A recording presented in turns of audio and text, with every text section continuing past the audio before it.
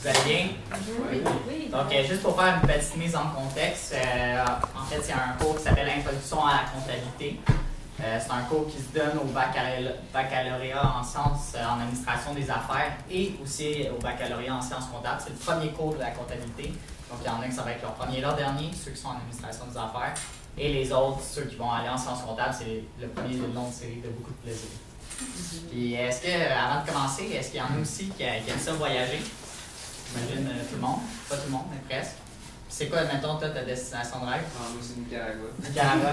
Je t'ai dit les ratios financiers, tu changes d'idée. Non, j'y vais, ça coûte pas cher. Ah ouais? Ben, les ratios, là, ça va te rapporter de l'argent. Ah ouais? Donc, ça devrait être ça, ta destination. Donc,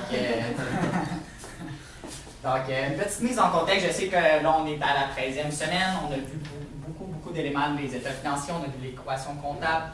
On a vu, puis je suis chanceux parce que Kevin a présenté les actifs. J'ai mon ami ici en arrière qui a présenté les NCECF. Donc, on va quand même faire un petit rappel très rapide. Pourquoi ça marchait? Moi, ça marche pas. C'est un doigt. Ah, mais faut C'est un doigt? Ouais. Même Même pas. pas. La grossi, on dirait. Fait que, Ça fléchit les flèches. un petit rappel sur les états financiers. Donc, les états financiers, on sait, dans un set d'états financiers, on a l'état des résultats, le bilan ou l'état de la situation financière, l'état des flux de trésorerie et l'état de la variation des capitaux propres. Donc, aujourd'hui, on va utiliser juste, c'est un petit rappel encore une fois, donc je vais y aller très brièvement, juste le bilan. Ici, j'ai un bilan de Dollarama. Dollarama, selon vous, ça vaut combien? C'est trop cher. Si on veut savoir la capitalisation boursière, disons, si je vais acheter toutes les actions de Dollarama, ça vaut combien selon vous? Check le moins. Milliards, 2 milliards? 2 milliards? Y a-t-il quelqu'un qui dit plus, moins? Plus. Plus? Ah ouais. Combien toi? Ben, c'est vraiment haut pour eux. Combien tu dirais? Ouais, sûrement comme 6 milliards. 6 milliards, y a-t-il quelqu'un qui dit mieux que 6? C'est 10,5 milliards environ si on veut acheter toutes les actions de Dollarama. C'est fou. Donc, c'est quand même une grosse compagnie québécoise. Les gens ne se doutent pas, ils pensent que vendre des articles à 1 pièce, ça ne rapporte pas, mais ça rapporte. Donc, l'état des résultats, on le sait, ça consiste en des actifs, des passifs, des capitaux propres qui sont présentés. Les actifs, c'est quoi? On en a vu un petit peu. Est-ce qu'il y a quelqu'un qui pourrait me donner un ou deux actifs?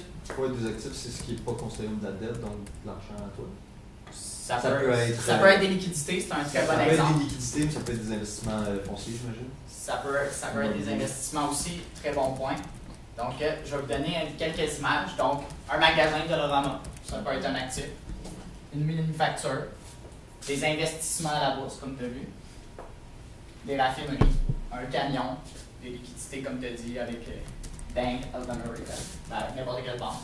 Mais là, j'ai choisi Bank of America pour aucune raison. Pour être très honnête. L'état des résultats. Donc, l'état des résultats, contrairement au bilan, c'est pas une photo qui est prise à un moment donné, c'est sur une année. Donc, ici, j'ai pris la fin de l'exercice financier, qui est en mars pour Dollarama. Donc, on va zoomer un petit peu. Donc, qu'est-ce qu'on voit? C'est les opérations comptables qu'il y a eu à travers une année dans une entreprise. Donc, les ventes, le coût des produits vendus. On va y aller très brièvement. Donc ça, c'est opérationnellement, c'est disons mon cellulaire. Si je vends pour Apple, donc, combien de cellulaires ils ont vendu, je ne sais pas combien, sûrement beaucoup. Après ça, ça a coûté combien produire ce cellulaire-là. Ça va aller dans le coût des produits vendus. Et ensuite, bon, le salaire du président, la haute direction, etc. On y va brièvement, ça va dans les frais généraux.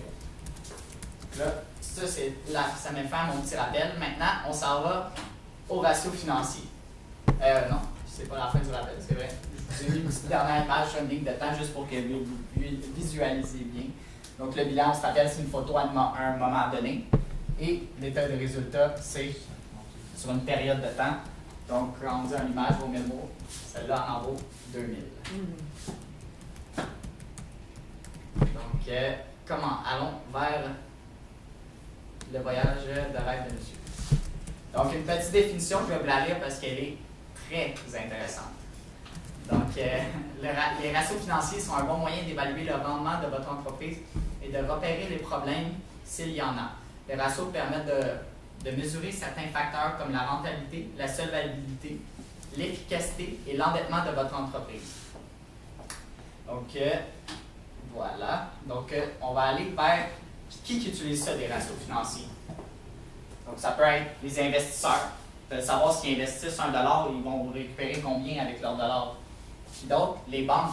S'ils veulent vous prêter $1, ils veulent savoir est-ce que vous allez les rembourser, est-ce que vous avez assez d'argent.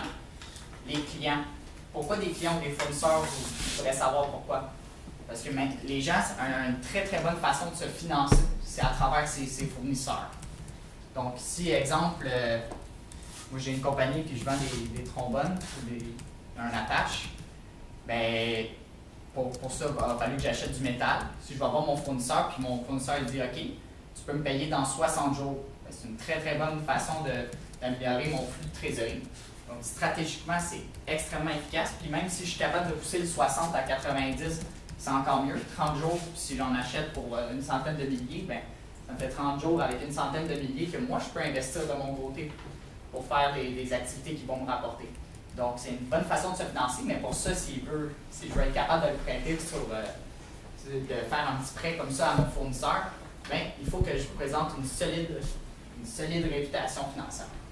Et les gouvernements, malheureusement, nous demandent un paquet de ratios financiers. Statistique Canada, s'il y en a qui travaillent en entreprise ici, que Statistique Canada les achète, toi, ils t'achètent. Ouais, Ils sont fatigants.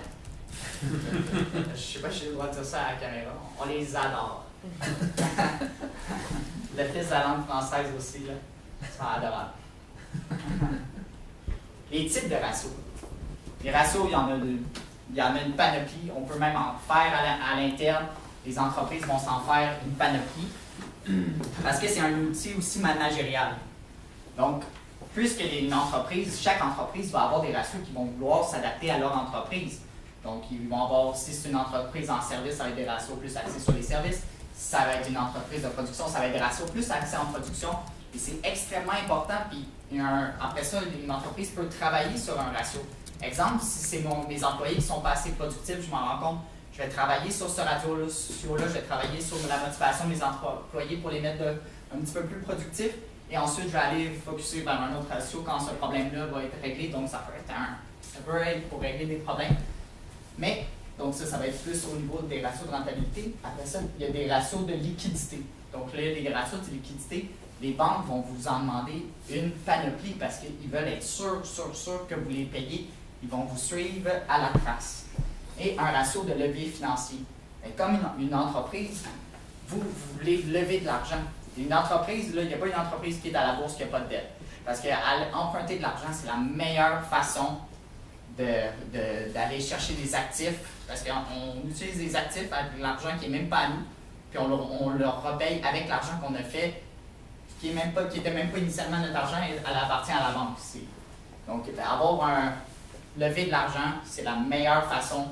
C'est une des meilleures stratégies financières qu'on peut avoir dans une entreprise. Donc, je vais vous épargner la définition cette fois-ci. Je vous donne quelques exemples des ratios de rentabilité. Donc, le bénéfice sur le chiffre d'affaires. Ça peut être une marge bénéficiaire. Donc, on veut savoir, est-ce que, comme il y a des entreprises qui sont à perte, mais ils sont à perte parce que leurs frais administratifs sont beaucoup trop élevés. Mais opérationnellement, ils fonctionnent à fond. C'est le cas il y a une panoplie d'entreprises que c'est comme ça, qui opérationnellement sont très très solides, mais c'est après ça qu'ils ont un petit peu de difficulté, donc ça va être dans les ventes. J'ai pas analysé Bombardier, mais j'ai un petit doute que c'est comme ça, j'aurais dû le faire, comme ça j'aurais pu plus vous en parler. Après ça, le ratio des capitaux propres. Pour une entreprise privée, les capitaux propres, vous savez comme c'est de l'argent qui a été investi par les propriétaires plus les bénéfices antérieurs. Donc, c'est sûr que les propriétaires vont regarder de très près ce ratio-là. Maintenant, le ratio de liquidité. Bon, je sais que j'en ai parlé un petit peu. Donc, liquidité relative, c'est les actifs disponibles. Versus, c'est quoi la différence entre un actif à court terme et un actif disponible?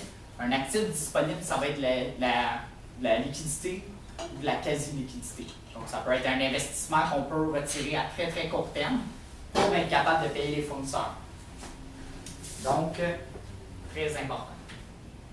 Et bon, ça c'est un ratio de levier financier actif sur les passifs. Donc, ce que mon entreprise, donc c'est sûr que faut que l'actif soit plus élevé que les passifs, mais une entreprise va vouloir se rapprocher le plus possible de 1, donc ils veulent aller chercher le plus possible de dettes que leurs actifs soient le plus facilement empruntés. Ils ne veulent pas mettre leur propre argent, ils veulent aller chercher l'argent des autres, donc ils veulent lever de l'argent. Mais alors qu'une banque, s'ils veulent l'inverse au complet, eux, ils veulent que le moins possible vous empruntent. Bien, ils veulent vous emprunter, mais ils veulent être tellement sûrs que vous les remboursez pour ne pas prendre trop de risques. Parce que ça arrive très souvent que les entreprises ne sont pas capables de rembourser les banques, des entreprises qui font faillite. On peut penser à Toys R Us récemment, Eaton, Stanberg, ça date déjà de quelques années. Donc, maintenant, on va passer à un petit cas. J'ai une question.